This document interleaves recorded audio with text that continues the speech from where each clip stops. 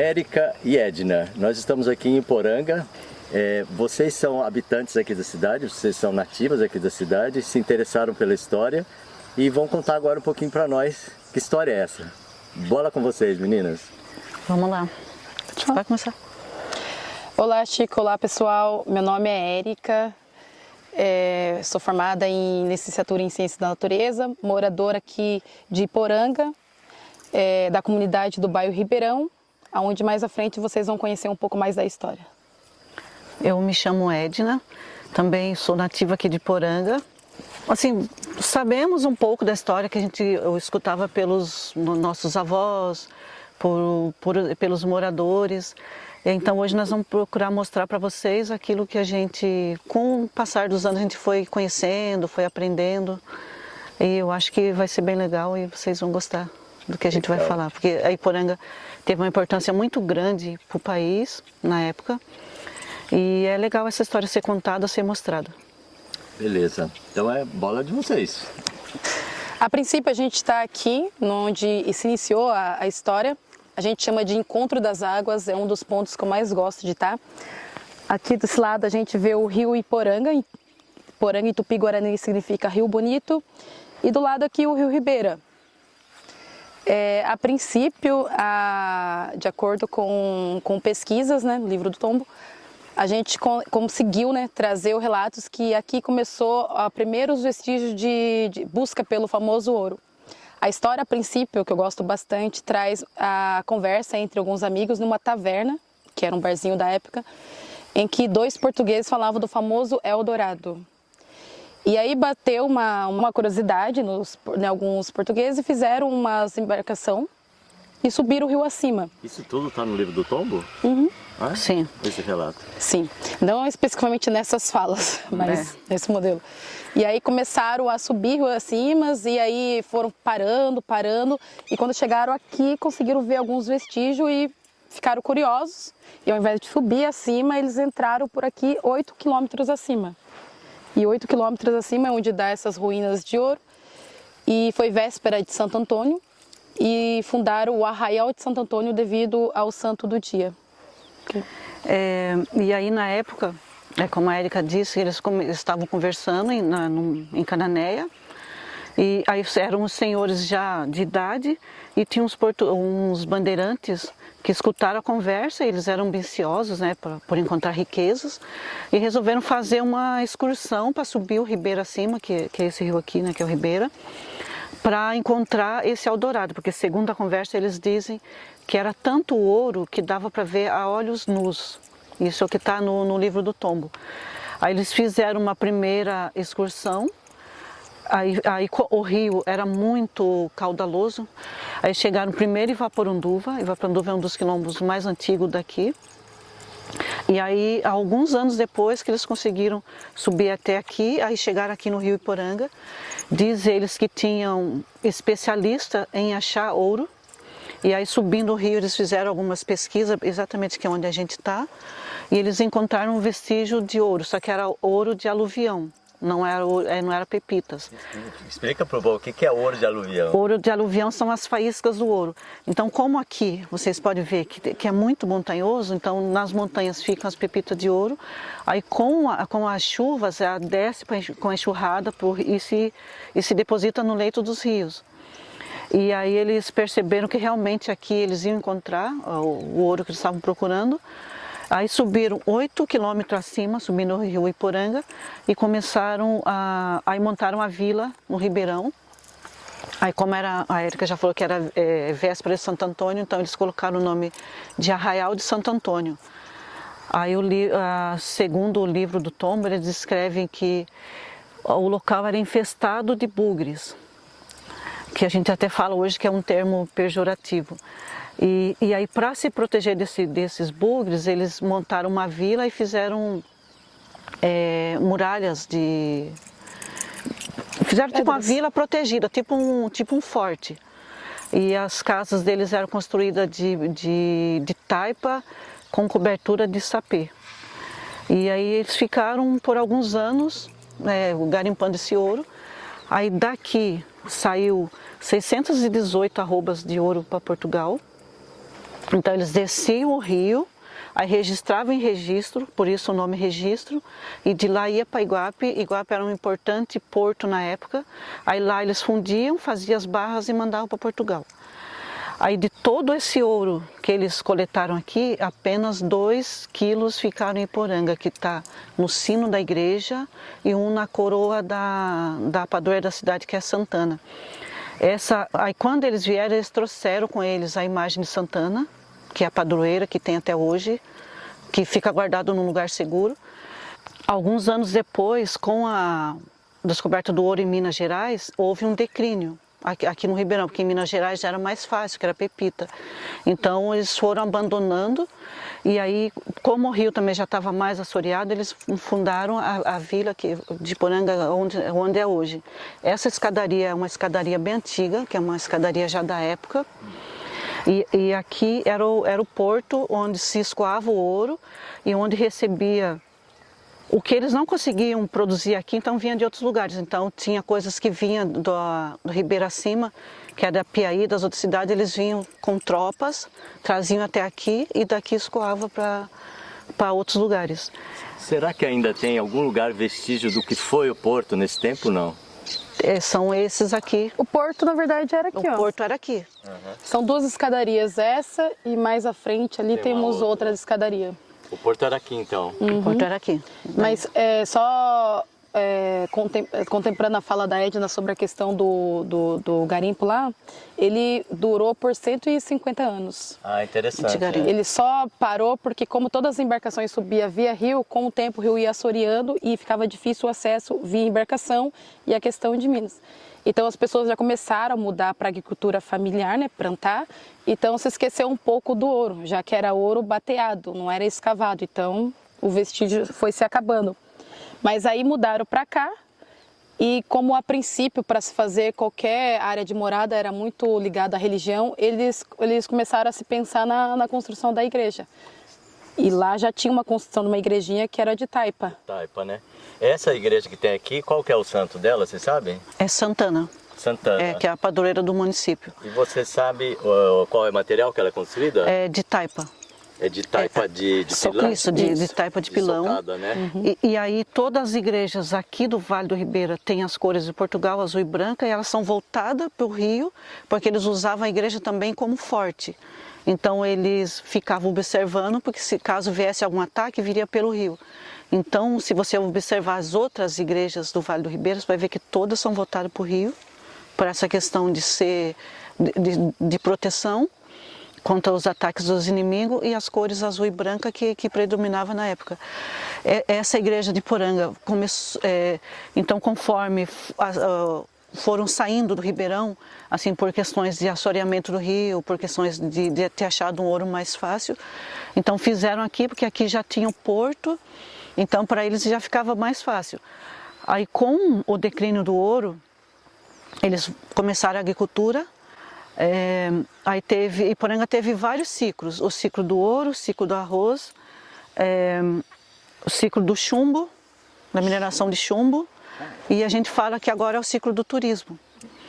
Então, para construir essa igreja, foi feito um grande mutirão, porque não se tinha dinheiro na época. Aí várias pessoas poderosas doaram aquilo que podia.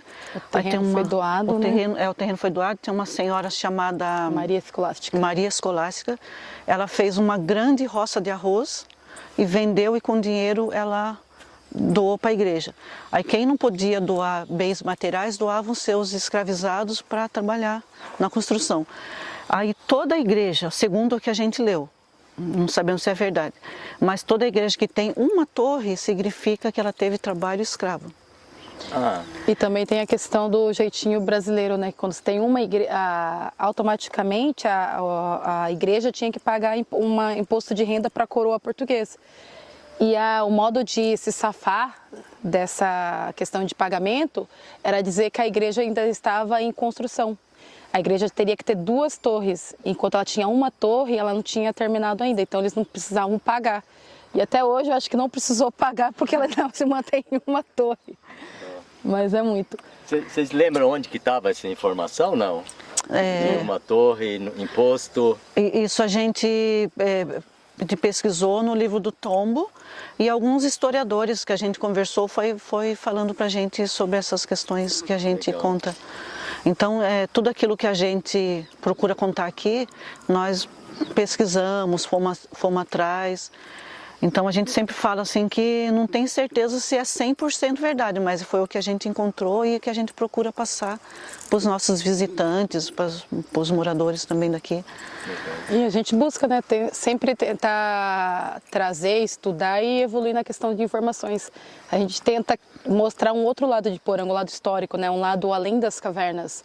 E valorizar, porque os jovens daqui... Eu fui um dia essa jovem que era rebelde e a gente achava que Poranga era um fim de mundo e que aqui não vai para frente, e que o sonho de consumo é você sair de Poranga, construir o emprego do sonho em São Paulo, nas grandes capitais, mas não é. Hoje a gente consegue, pelo menos eu consigo ver Poranga com outro olho, com outro olhar, e pretendo tentar repassar isso para outras pessoas, né?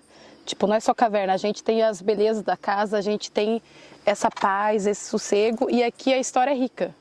Principalmente quando a gente vai ali na pracinha ali, a gente vê aquelas luminárias antigas, a princípio você olhando, você fala só uma luminária velha. Mas quando você vê a história, você fala que aquela luminária, sim, foi um dos picos maiores que comprovou que Poranga foi o quarto município da província de São Paulo a ter iluminação pública com óleo de baleia. O tanto que o poder aquisitivo aqui era grande. As mucamas, não sei se é esse o termo utilizado para as senhoras, para que acompanhavam as senhoras, o método de ostentar antigamente não era como hoje em dia mostrar status, era você jogar pó de ouro na cabeça delas para dizer que eu tenho um status maior. E quanto mais branca era a roupa das acompanhantes, mais mostrava que mais poder tinha. Então jogava-se o ouro e usava a roupa branca. Quanto mais branca usava, mostrava que mais poder tinha. E na época, Iporanga foi muito importante. Vinha pessoas de fora para viver aqui. Os filhos dos donos todos iam para a Europa, para estudar na Europa. Sim. A torre da igreja, vai construir construir a igreja, e para a construção da torre chamaram um arquiteto chamado Guilherme Lose. Ele veio da Bavária, especialmente para construir essa torre. Aí, para a inauguração da igreja, o Dom Pedro doou na época 2 quilos de ouro, que está hoje no sino da igreja, e tem o brasão do Dom Pedro. E para comemorar a inauguração, ele trouxe uma companhia lírica de França. Uma companhia lírica francesa para se apresentar aqui como inauguração da igreja na época. Então, aí tudo foi se acabando com o declínio. Então, como teve o declínio do ouro, daí foram deixando as coisas, foi se acabando. E aí a Érica está falando das luminárias, dos lampiões. Esses lampiões foi mandado confeccionar na Bélgica para iluminar a cidade. E aí nós fomos a 4ª cidade do país a ter iluminação pública. Legal. Ô Érica, você estava falando que aqui você achava que era um fim de mundo antes, né? Quando que você deixou de achar que era fim de mundo e passou a achar que era o começo de uma nova... Foi em 2013, quando a gente fundou a Associação A Brisa. E era só um grupo de jovens que era considerado pelas pessoas que não iam para frente. E acabou que na época eu tinha... vocês eram os que não iam para frente? Sim. Porque a comunidade do Ribeirão ela tem duas associações, porque ela é dividida pela unidade de conservação. A Associação Cabocras, ela tinha o objetivo de lutas territoriais, por direitos, para plantar, para viver ali. E a gente que mora fora da área, a gente queria trazer um turismo, começar a ganhar dinheiro plantando arroz, vendendo a mandioca frita, que são coisas comuns para a gente aqui. E a gente queria poder viver aqui vendendo isso, e não conseguia. E a gente tentou levar essa ideia para essa associação, mas não foi muito acatada. Então a gente criou a Brisa, que é uma associação de moradores e produtores do Arraial de Santo Antônio, baseado no Ciclo do Ouro. E o objetivo da gente, a princípio, era construir esse turismo comunitário, fomentar a renda na comunidade. E foi estudando, fazendo essas pesquisas, que eu comecei a ter um amor por isso. Mas eu já tinha, pela questão natureza, porque a minha avó era parteira.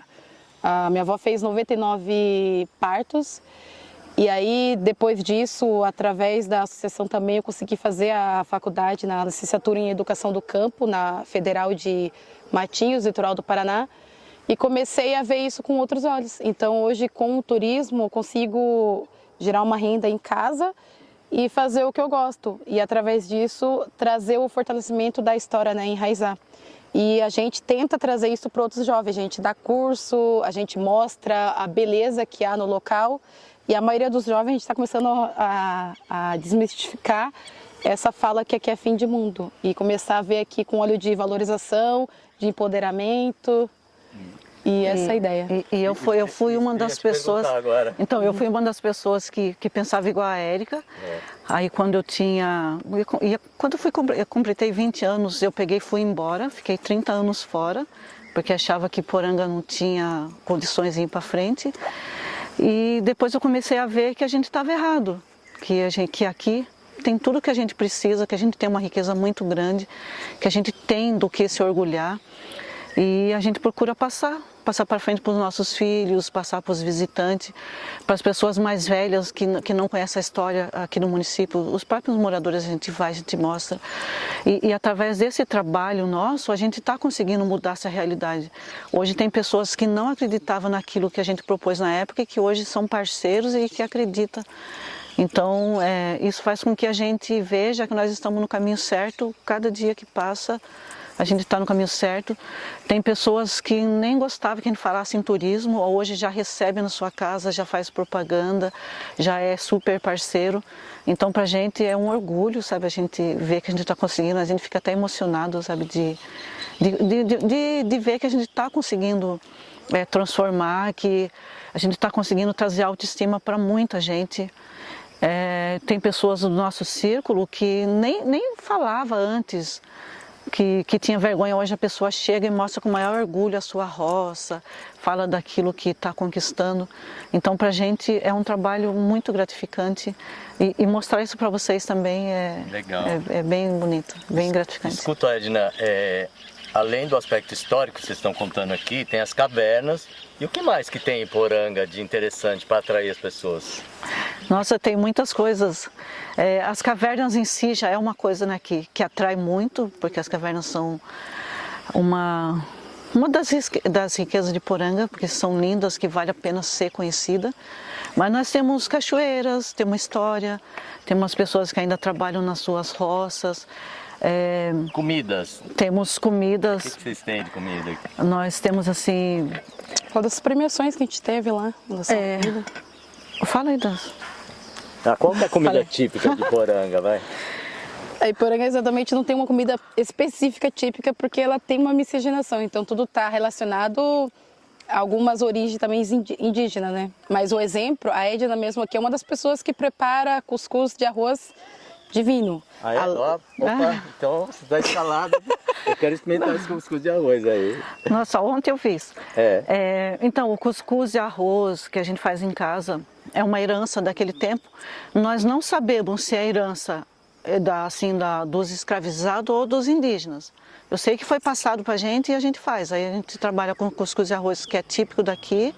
E trabalhamos também muito com a produção da farinha de mandioca, com o biju, que é um prato também à base de mandioca, e tem o cuscuz de mandioca. Trabalhamos com a produção de rapadura, que são heranças que vieram daquele tempo.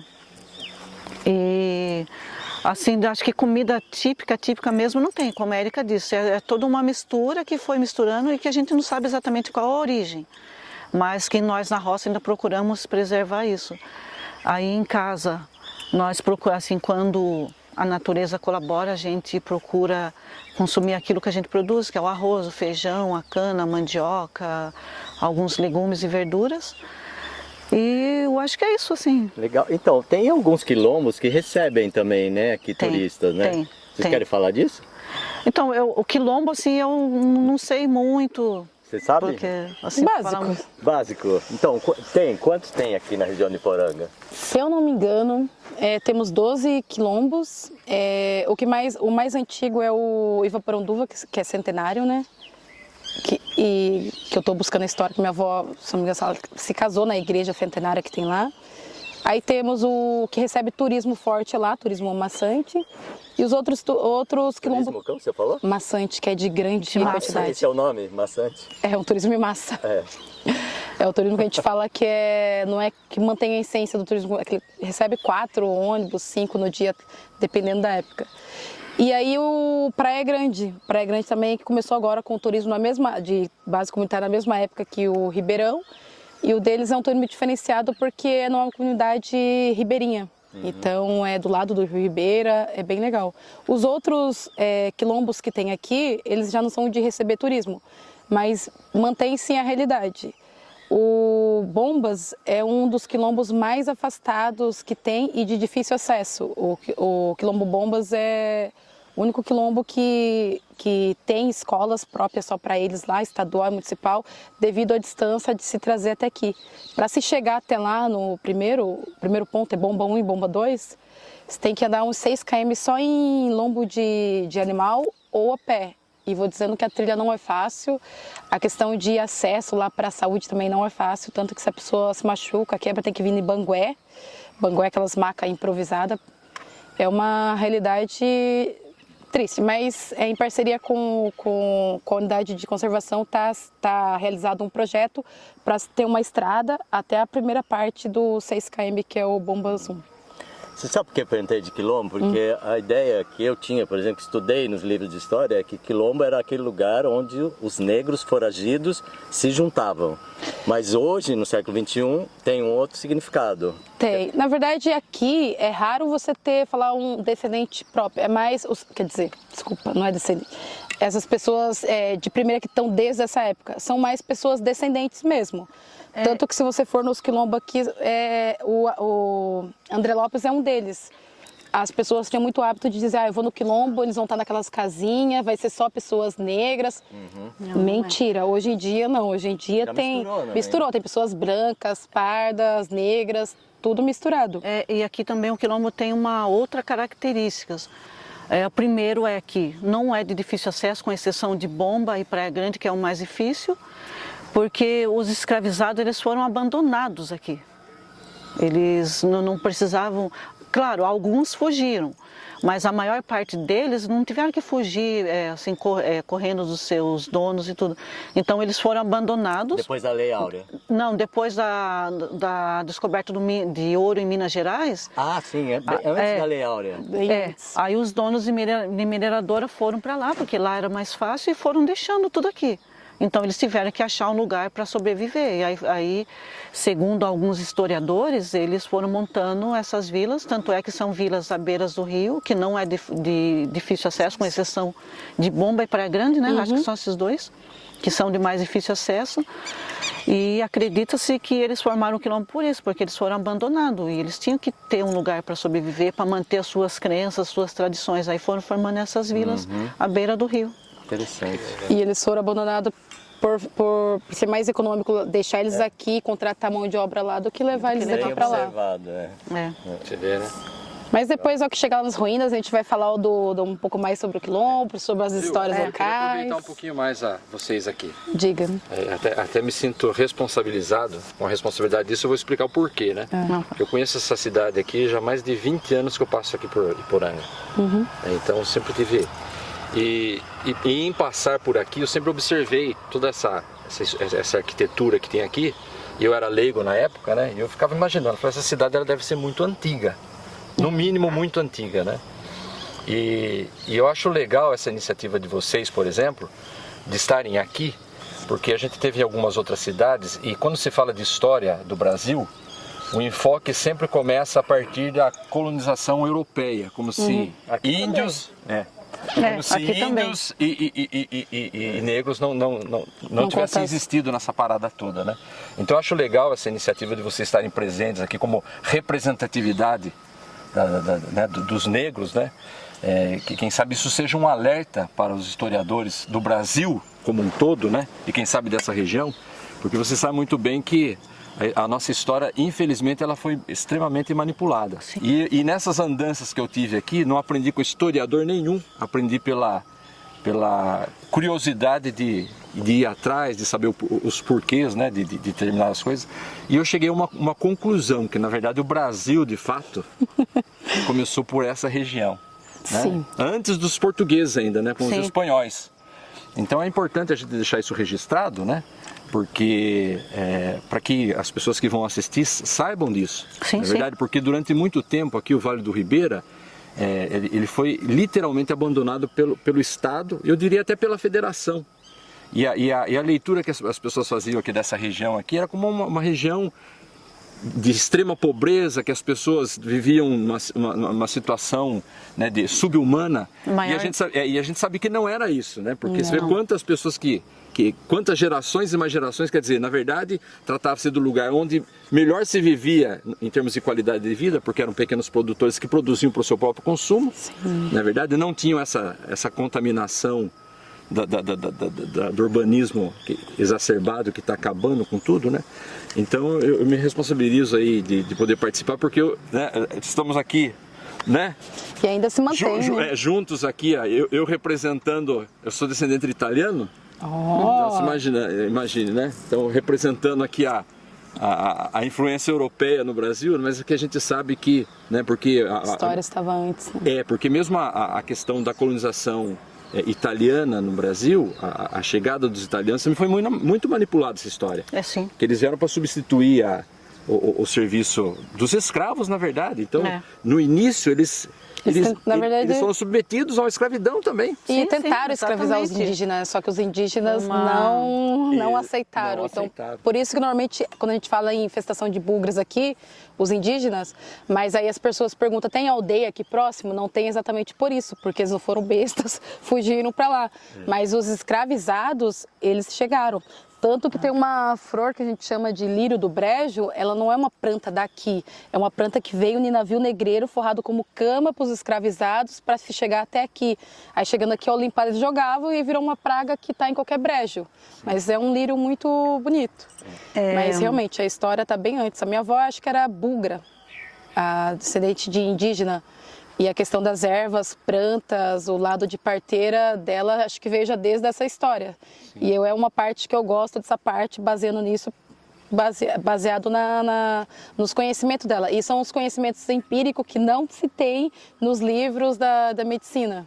Então é uma coisa que eu sempre é muito abrangente, né? Tenho orgulho de manter sempre. Os conhecimentos, trabalho... A gente ainda faz isso hoje, né? Trabalha com questão de lua... questão de dia, minguante, crescente, não só na questão do parto, né, que ela até zoava que menina era lua cheia e se ela apontasse ali, pode esperar e era tiro e queda, plantas mesmo com madeiramento, minguante para não apodrecer, plantar, tem toda essa questão que a gente ainda trabalha em conexão com a natureza. Só que um sonho mais realizado ainda vai ser um dia em que os comerciantes locais, mercados, feirantes, tudo, possam pegar os produtos diretamente dos locais e não buscar produto cheio de agrotóxico lá não sei na onde, trazer até aqui. Porque a partir do momento que tiver esse ciclo dos mercados aqui, poder, e as pousadas, enfim, que não... Valorizar e pegar do local, nossa, aí você pode dizer 100% que todo mundo vive do turismo, mas até então não é todo mundo que vive 100% do turismo. Não porque não quer, mas porque não tem essa ajuda, não esse tem uma ciclo, política, né? Ainda para isso, uma política forte para isso, para que a gente consiga sobreviver disso, para que a gente vá lá e faça isso. Mas a gente acredita que futuramente a gente consiga. Que a gente está no caminho para isso. Porque você estava falando para mim que aqui o serviço das parteiras aqui já durou muito tempo, né? Até hoje não tem um hospital para fazer. Eu e meus irmãos todos nascemos em casa, na mão de parteira. Minha mãe nunca fez um pré-natal. Não, aqui para você fazer um parto, o pré-natal você faz aqui, mas o parto é tudo no regional em Pariquera-Sul, 120 km daqui. E aí as parteiras automaticamente foram banidas, né? Não pode se ter mais parteiras aqui. E nem doulas. Doulas até pode ter, mas doula tem que ter um poder aquisitivo, não é barato. E aqui também não tem. Então as pessoas aqui, há casos de pessoas aqui que às vezes ganham a criança aqui ou ganham na estrada porque não aguenta. Eu, quando fui ter meu filho, eu tive que mentir um pouquinho, tive que omitir algumas informações para não sofrer. Eu tive que falar que estava com umas contrações, tudo, e ficar na casa da gestante. Tem essa opção lá em Pariquera, que é uma casa específica para gestante que estão nos seus últimos dias ali para ganhar. Aí eu, como não sou besta, eu omiti várias vezes para poder ficar lá e não pegar esse perrengue todo. Mas já a casa de pessoas que ganham no meio da estrada só com o enfermeiro ali mesmo, porque não aguentou. Mas é uma realidade das mulheres aqui que se tem bastante mesmo. Mas aí, segundo os registros da época do garimpo de ouro, porque a gente fala em garimpo de ouro, mas vale lembrar que vieram os garimpeiros, mas vieram outras profissões, porque eles tinham que comer, eles precisavam de médicos, eles precisavam de barbeiros, de tantas outras. Então veio outras pessoas para cá. Tanto é que na época, segundo os registros, tinha 6.000 pessoas aqui, muito mais do que tem hoje. Porque eles exerciam outras profissões e alguma dessas profissões acabou ficando por aqui, que eram as pessoas que produziam a cana, a mandioca. E tinha muita coisa na época, tinha muita coisa. Tinha ferreiro, fábrica de rapadura. Que precisava. Esses engenhos de mandioca e rapadura ainda tem, não? Tem. Nós vamos mostrar um para vocês hoje. Beleza. E agora nós estamos indo para onde? Agora nós vamos na igreja. Beleza. Aí eu vou mostrar para vocês o lampião, de como foi construída a igreja. Essa escadaria aqui é da época do Porto, que é uma escadaria bem antiga, que foram construídas pelos portugueses. A gente estava falando assim de indígenas, vale lembrar que provavelmente vocês já ouviram falar do caminho do Peabiru. Sim. Que foi muito antes, né, dos portugueses. Mas explica aí, porque tem gente que não sabe o que é. O caminho do Peabiru é um caminho que começa em Cusco, porque os moradores lá da época acreditavam que onde o sol nascia ficava o Eldorado, a cidade do ouro. Então, os indígenas de lá construíram, se não me engano, 2.000 quilômetros de trilha, não tenho certeza assim da quilometragem, e vieram para Cananéia. Só que aí teve várias bifurcações. Aí uma das bifurcações veio parar aqui em Poranga, então tanto é que hoje ainda as pessoas acham pontas e flechas, acham pedaços de cerâmica. Então acredita-se também que tem alguma influência daquela época nos costumes daqui, que tem até hoje, além dos europeus, dos escravizados, também a forte influência indígena.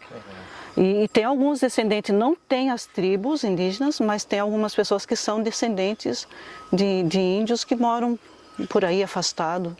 Traços, né? Tem traços indígenas. Olha, você vê que coisa interessante, falando do caminho do Peabiru, né? Falei do meu tio, do meu avô, que era bisavô, que era italiano, né? Fazendo pesquisa sobre a vida dele, sabe o que eu descobri? Que aqui em Sorocaba, a rua onde ele nasceu e viveu fazia parte do caminho do Peabiru. Então, Rua da Penha, viu, Chico?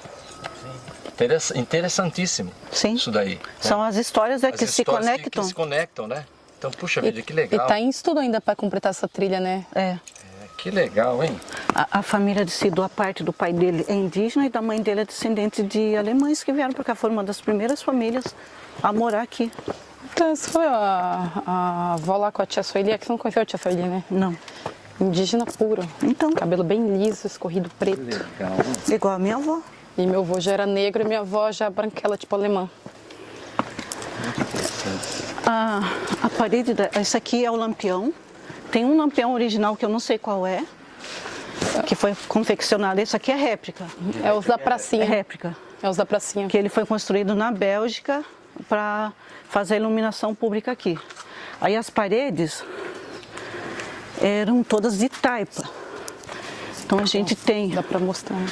Essa parede preservada aqui, de construção de taipa. Essa parede é original da época. Que demais. Você pode ver a grossura da parede. Isso aqui seria um imóvel da praça. Isso, Isso. Não tem registro de qual seria? Não. Não. Aí tem esses casarões, né, que eram dos donos de escravos, do dono das mineradoras. A igreja foi construída assim também. Que aí são todos tombados. Vamos para a igreja? Vamos para a igreja.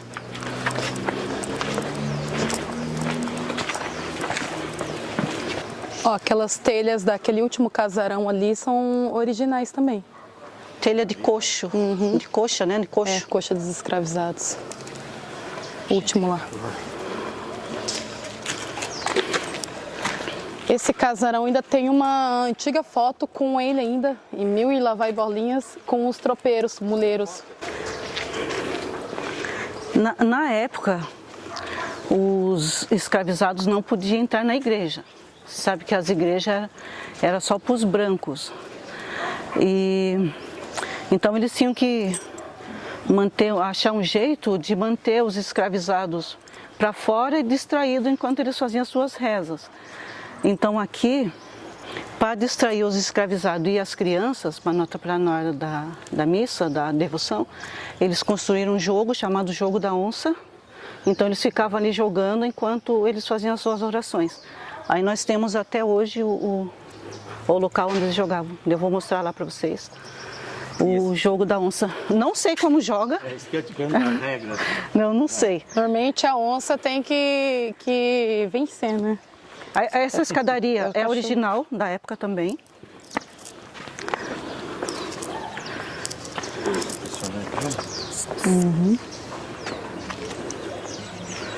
E aqui está o Jogo da Onça. Ela resiste ao tempo, hein? Eu não sei assim, não sei exatamente como se joga, mas eu sei que daí ficavam as onças e os caçadores, né? E o legal é que esse joguinho, eu também não entendo 100%, mas ele tá virando até atividade curricular em escolas. Tem os joguinhos no MacTIF, que é uma plataforma de matemática, e tá tendo o Jogo da Onça. Mas alguém sabe as regras? Não. Tem uma professora aqui que sabe, Acho que é tipo um jogo de xadrez. É, tipo um jogo de xadrez. É. Tem gente que sabe qual é a regra? Sim. A professora Soraya. Ela não está por aqui na época, agora, porque senão a gente chamava ela. Aí eu vou abrir a igreja, né, para vocês darem uma olhadinha lá dentro. Mostrar como ela é. Aqui tem um importante registro, acho que vale ser registrado também.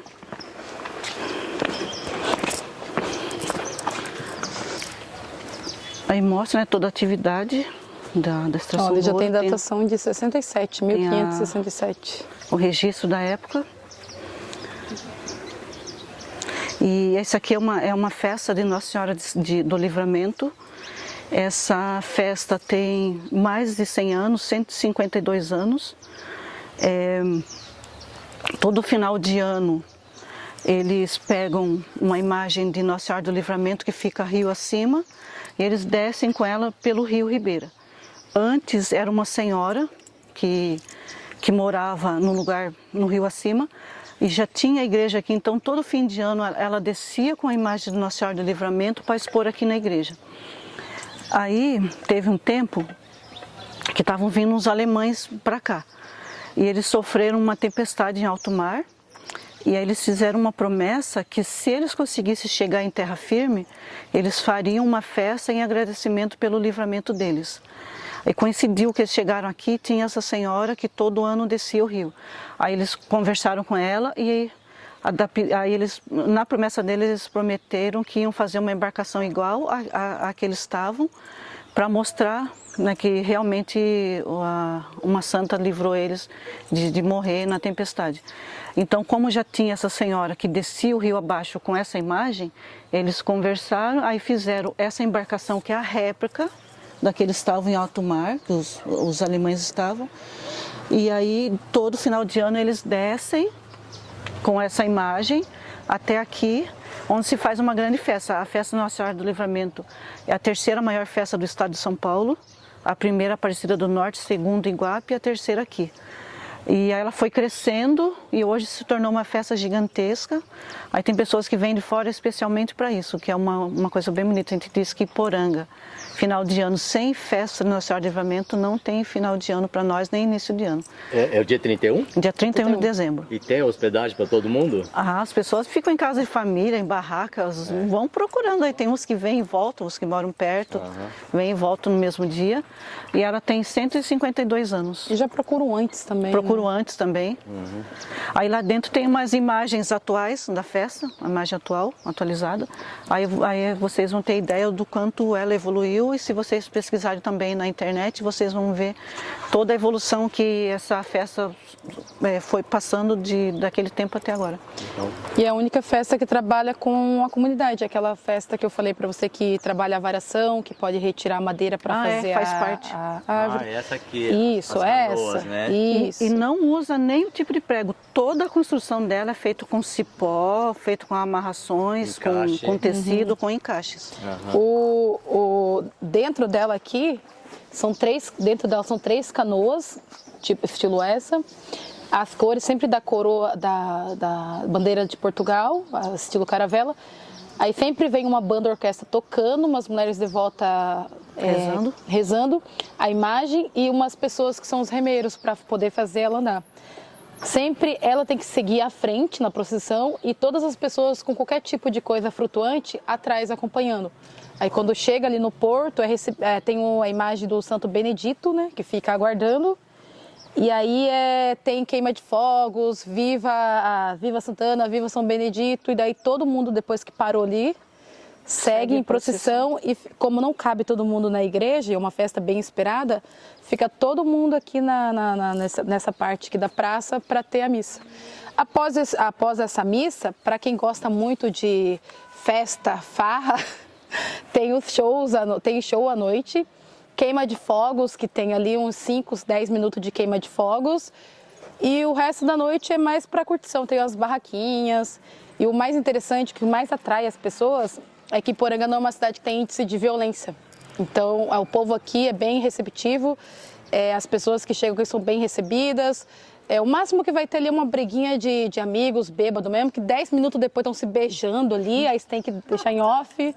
Mas não vai ter questão de você se preocupar com o seu carro, de andar com carteira, de andar com celular. Aqui é bem de boa, as pessoas amanhecem na festa. Escuta, Érica, e a comida, né? Em alguns lugares que tem festa devocional, religiosa, a comida é servida de graça.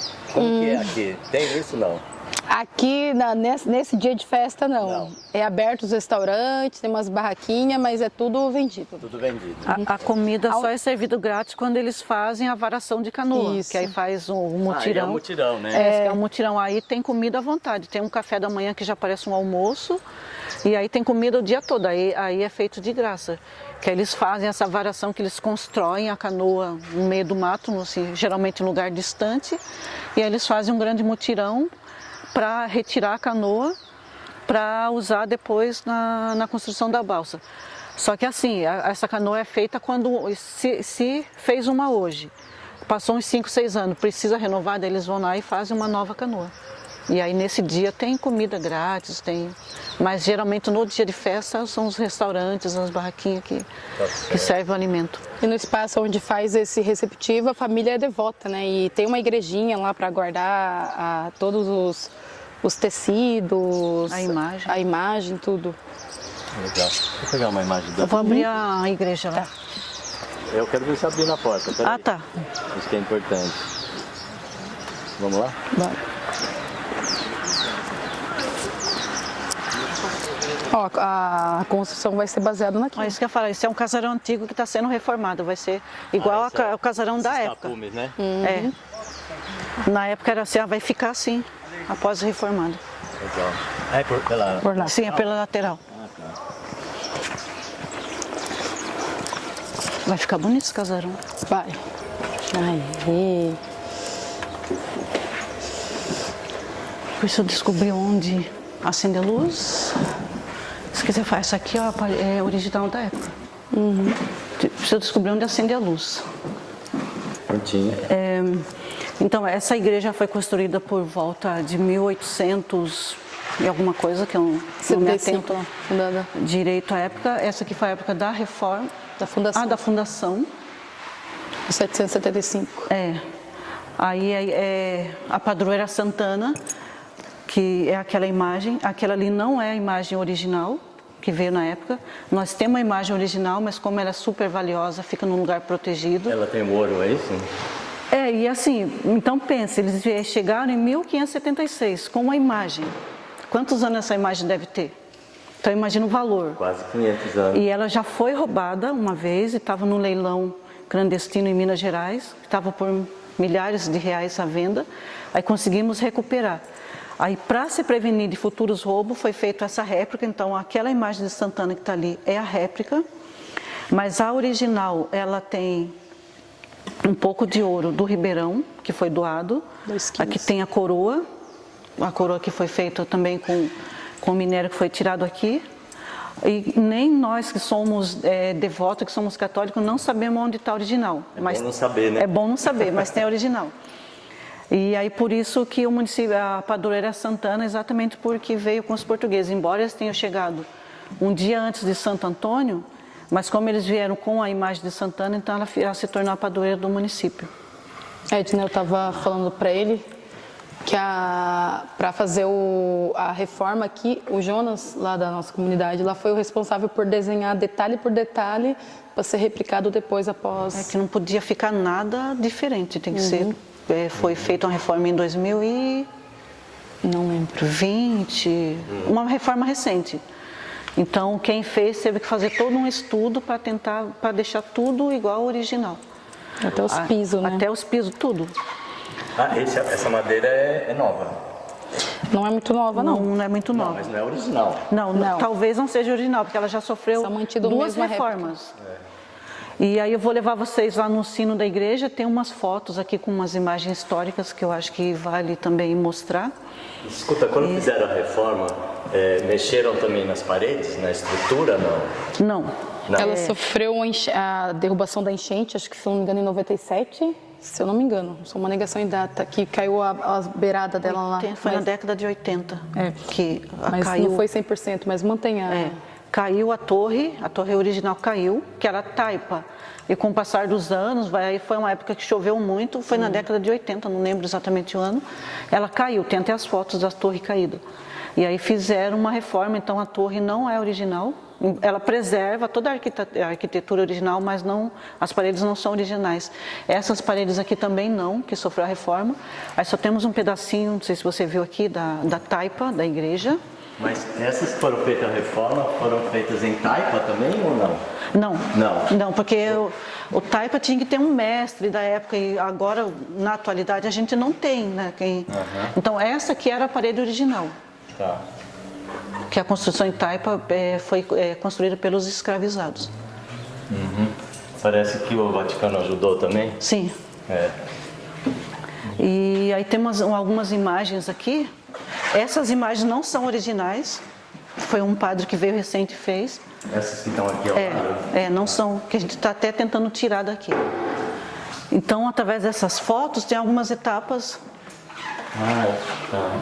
Ô Edna, você lembra aqui, quando você era criança, essa igreja era utilizada? Tinha missa, tinha eventos aqui? Não? Sempre teve, só que eu não morava aqui. Você não... Eu não morava aqui, eu morava no bairro Serra quando criança, então não frequentava muito, eu só vinha dia de festa, ou quando tinha algum evento tipo batizado, primeira comunhão, então não frequentava muito, porque eu sempre morei em Iporanga, mas nos arredores, não na cidade. Que nem vocês estavam falando, Iporanga tem metade da população rural e metade urbana, é isso? Sim. Tá. Aqui a torre caída. Nossa. Estrago, né? É um estrago. É a construção dela. Aí conforme a gente vai falando da evolução da festa. Aqui tem uma data, que eu não consigo ver. 56. E aí, com o passar dos anos, ela foi evoluindo. Quando a torre da igreja caiu, eles acharam isso aqui que está ali agora, que acredita-se que seja original da época. Essa foi a queda da torre, em 1983. E eles acharam isso aqui, quando caiu a torre, eles acharam no meio dos escombros essa... O que é isso? É a placa de fundação 1700 e aqui que eles colocaram lá. Cima, né? A migração do povo do Arraial de Santo Antônio para o encontro do Porto do Ribeirão. É um letreiro que foi destruído com a queda da torre em 1983 e faz referência ao ano de migração do povo do Arraial de Santo Antônio, que é no Ribeirão, para o encontro do Porto do Ribeirão, que é aqui embaixo. E aí... aqui, ó. Essa aqui da canoa. Canoa, né? Não tem foto original, não tem foto atual da festa. Mas isso aí é interessante. Olha, Edna, acho que, se não me engano, a segunda restauração foi em 2019. Tem a foto aqui, ó, a gravação da segunda restauração. Ah, é que foi agora, né, que o Jonas fez o 2019. desenho.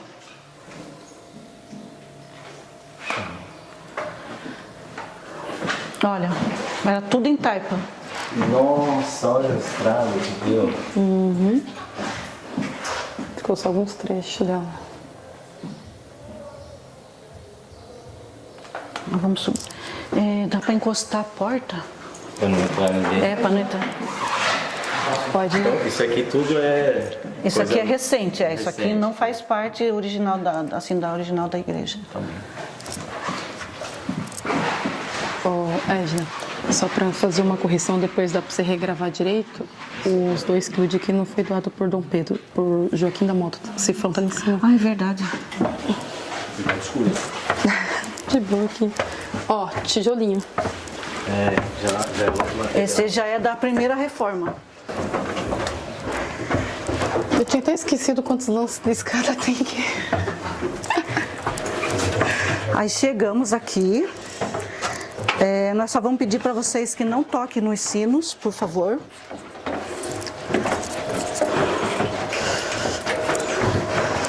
Vamos ver aqui. A gente pede que não toque nos sinos, porque os sinos são tocados só em dias de missa ou em dias de velório. Sim. Então não pode ser tocado no sino. Onde que abre? Respira.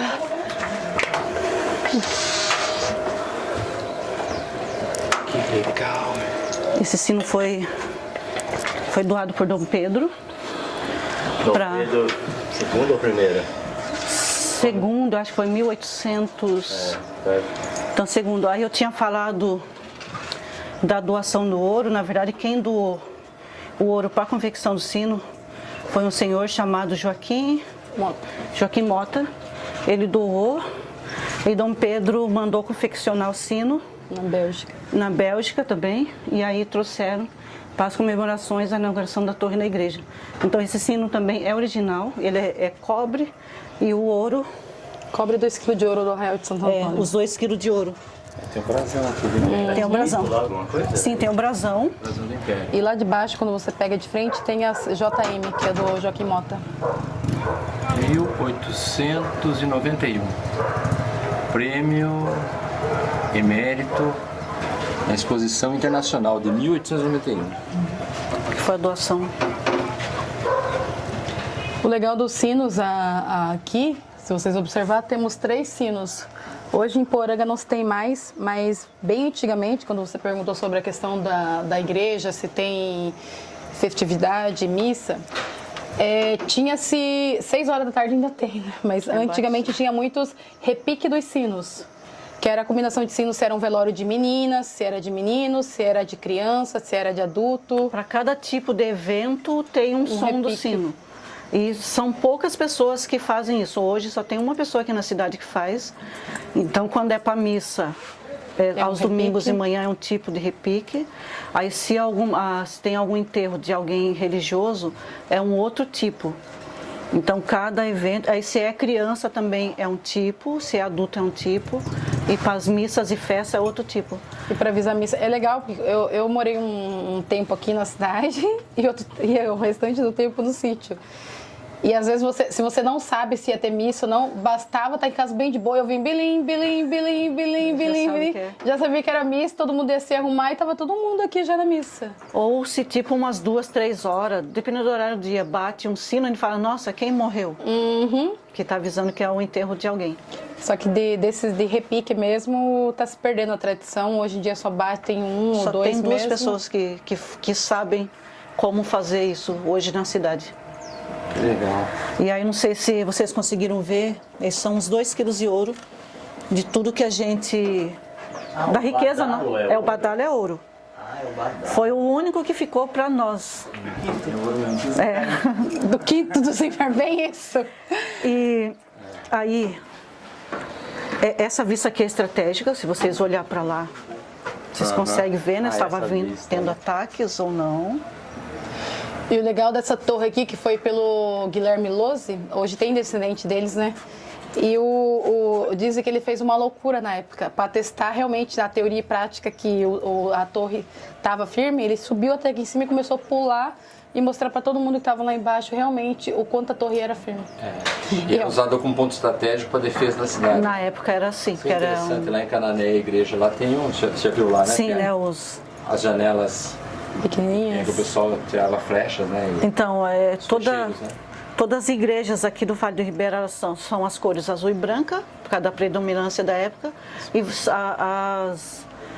a porta, a janela sempre voltada para o rio, porque é de onde vinha, que era a estrada da época. Então, para se proteger de ataques, então era sempre voltada para o rio.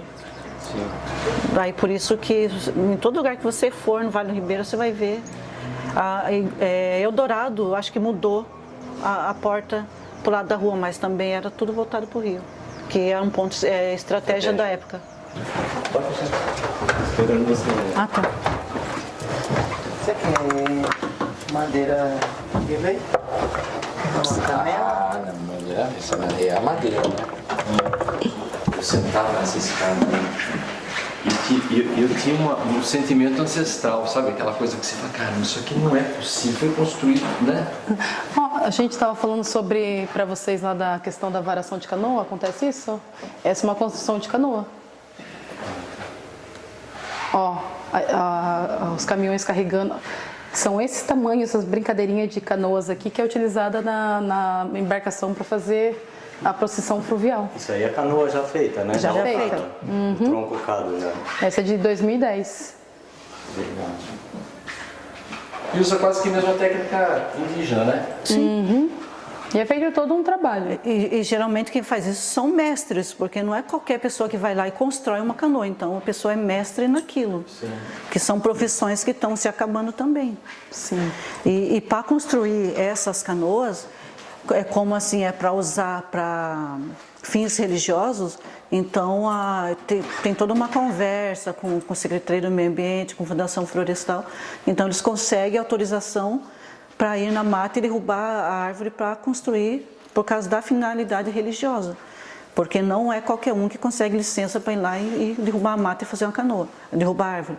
Mas como tem toda uma questão religiosa por trás, então eles conseguem a licença, autorização para construir a canoa. Você saberia dizer, Edna, qual tipo de madeira que é, qual árvore? Não, Não sei. Só os mestres para falar? Só os mestres. O meu pai talvez saiba, mas eu não sei. Essa madeira firme, resistente mesmo, né? Essa parte eu não sei. Top.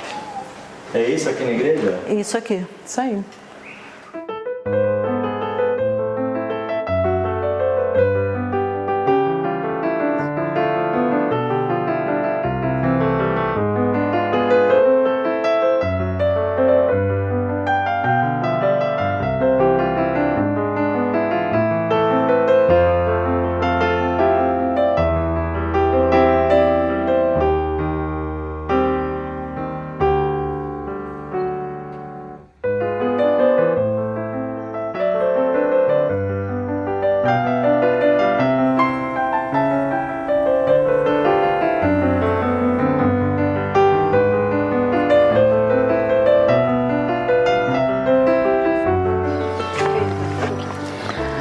Edna, bom, vamos lá.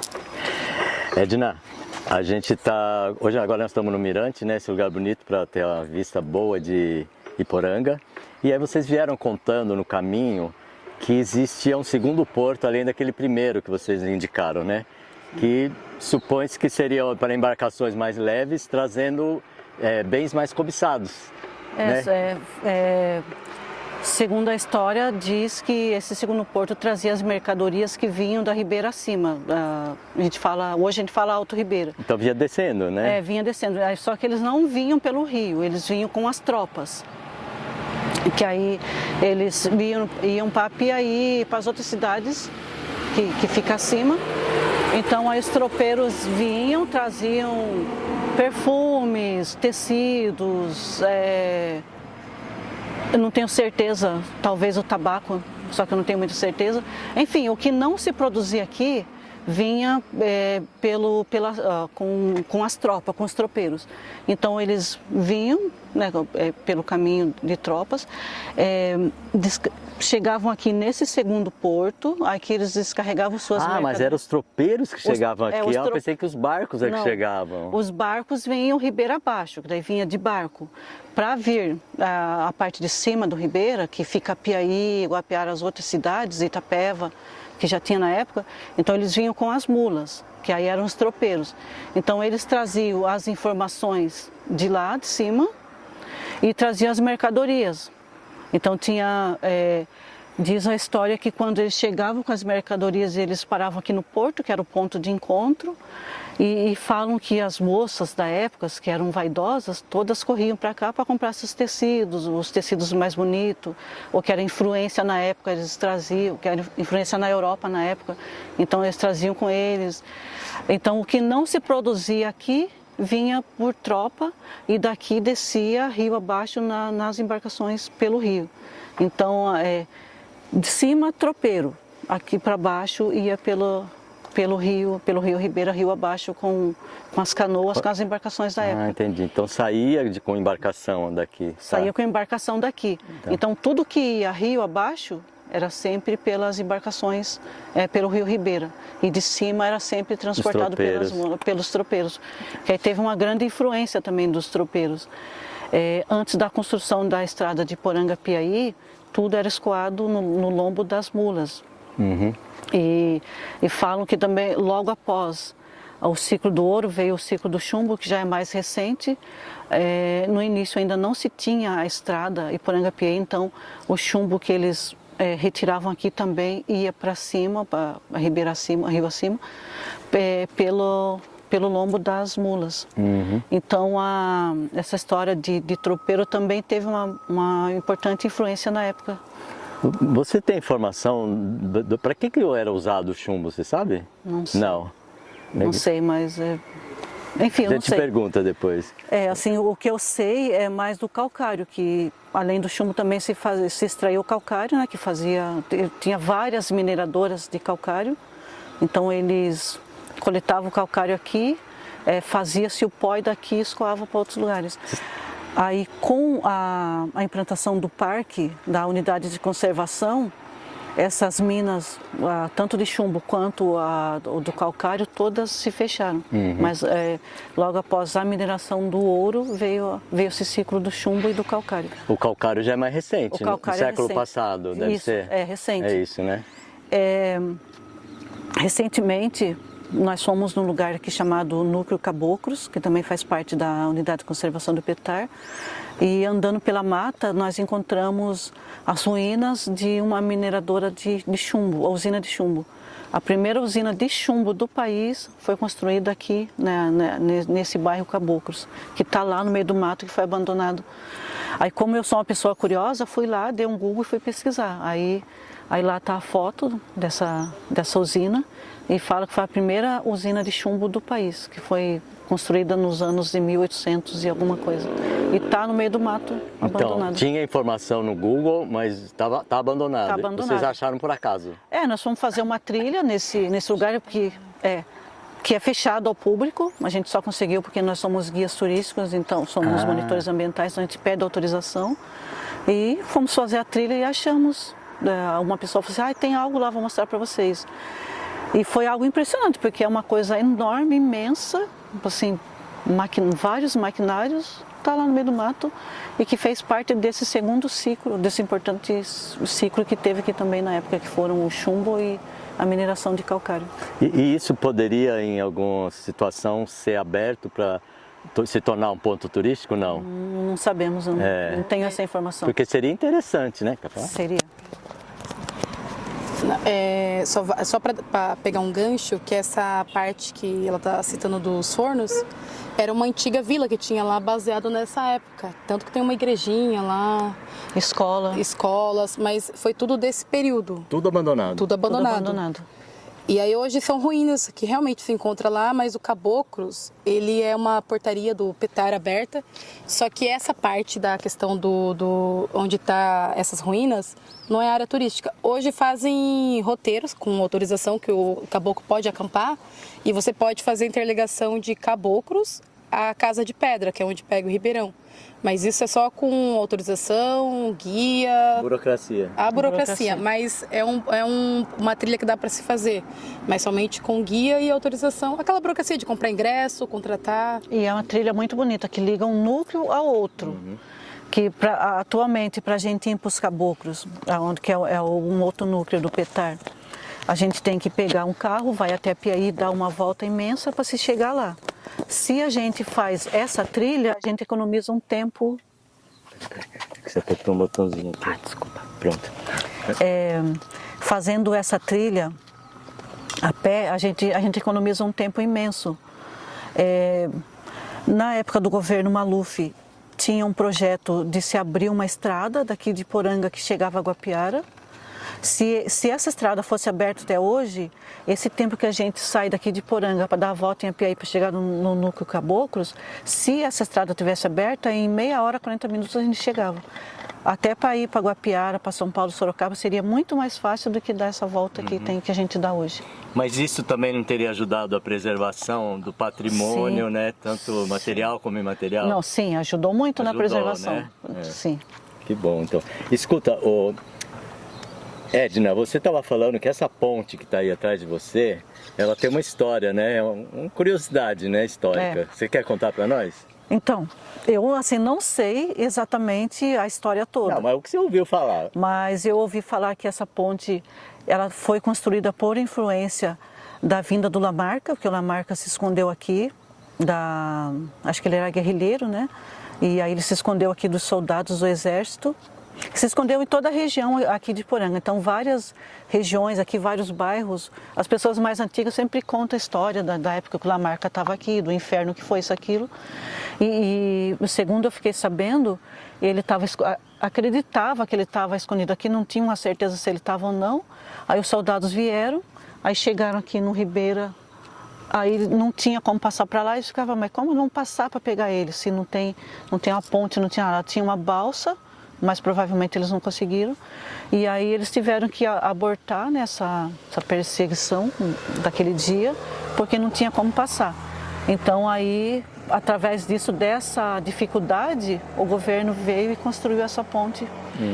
Então as pessoas mais velhas falam que essa ponte teve influência dele, por influência dele construiu-se essa ponte. Essa ponte liga a estrada que vai para Eldorado e para Barra do Turvo. E de São Paulo e Curitiba. São Paulo e Curitiba, seguindo em frente aqui Eldorado vai para São Paulo, seguindo do outro lado vai para Curitiba. É que são as cidades mais próximas. São cidades próximas. E que são as vias que vocês mais usam, né? Que a gente mais utiliza, sim. Normalmente a gente mais usa Piaí. Ah, é? E Eldorado. A maioria dos porangueiros aqui é Piaí para questões de banco particular. Ah, é? As pousadas ou mercados que fazem compras, aí sim eles utilizam essa via sentido Curitiba. Mas banco é Piaí. Banco é Piaí. E é uma estradinha punk, né? 70 km até Eldorado. Ali é para quem gosta de aventura. Né? E a Piaí é mais Escuta, terra. então, a gente não comentou ainda, vocês são guias. Como é? Vocês devem ter Instagram. Vocês querem dar o de vocês ou vocês têm um grupo? Como é que é? Fala aí agora. O meu Instagram é @ericapetar. Já vou dizendo que eu sou uma negação em ficar postando as coisas. A tecnologia não é meu forte, mas... Não, mas você pelo menos tem que responder o direct se alguém interessar, né? Não, sim, super. Isso sim. WhatsApp também. Então, mas você falou, tem algum underline, algum ponto ou não? Não, é só @ericapetar, Erica com K. Tudo junto. Beleza. E o meu é @ednaflorindo. Florinda? Florindo. Isso. Tudo junto também? Tudo junto. E eu também não sou de postar muita coisa, eu ainda tenho que me policiar e começar a postar coisas, mas por lá a pessoa consegue entrar em contato e também tem o Zap. O Zap está lá também? Não. Não tá. Não? Mas a gente pode passar depois. Passa depois pelo Sim. direct. Então tá bom. Não é Meninas, só- acho que tá na hora de almoçar, é isso? Opa! Tá na hora do almoço. Tá certo? Tá A gente certo. vai conhecer um dos pontos aqui da cidade que oferece também essa questão de refeição para quem chega no centro e quer comer. E O que tem lá de bom? Normalmente é difícil. Hoje eu não vi o cardápio, PF, mas normalmente é o PF, o self-service. Comercial do dia. Comercial do dia. Comercial do dia. Tá, mas é o trivial, né? É o trivial. Não tem uma caldeirada, um barreado, uma vaca toda. Não. É o comum.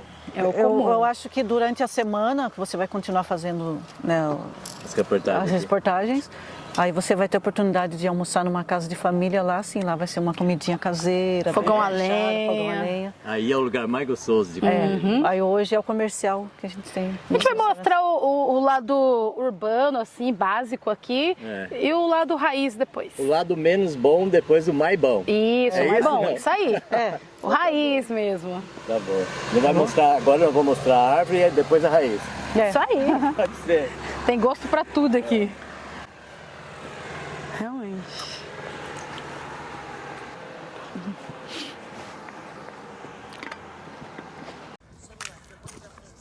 Aí você fica bem na frente dela, Mas pode daí, ser. tipo, acho que o povo não vai ter a visão da onde Mas saiu. depois eu pode mostro, falar que é eu falo depois assim. Érica, a gente estava contando uma história que eu achei muito interessante, que você falou que tem uma festa religiosa aqui, que antigamente descia só anjinho, e agora desce uma outra personagem em homenagem.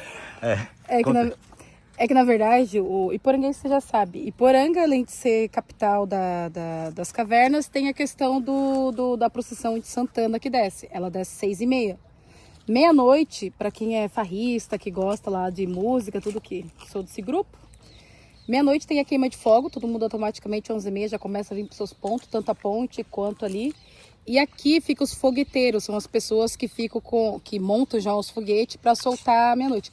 E desce também de rapel aqui, de tirolesa, um anjo, que é comparando à meia-noite. E para celebrar o capital das cavernas, desce um morceguinho também, um batiminha aqui, meia-noite. Batiminha. É, um Batiminha é Batiminha. aquele personagem do Batman, Robin? Sim, É é um esse mesmo? morceguinho. Eu escutei bem? É um morceguinho. Eu quero ver se eu acho foto disso, gente. É difícil porque é noturno, mas se tiver foto, até eu queria. Eu tento tirar foto, mas não consigo. O máximo que sai é o anjo, Você porque tá ele muito tá de animada. ceitinho. Ah, porque tá de branco. Aí o Batman fica difícil. Legal. Mas ó, vale a pena e fica o convite aí pra quem quiser conhecer. Dia 31 de dezembro de todo ano. Festão. Festão. Legal. Obrigado, Érica. Imagina.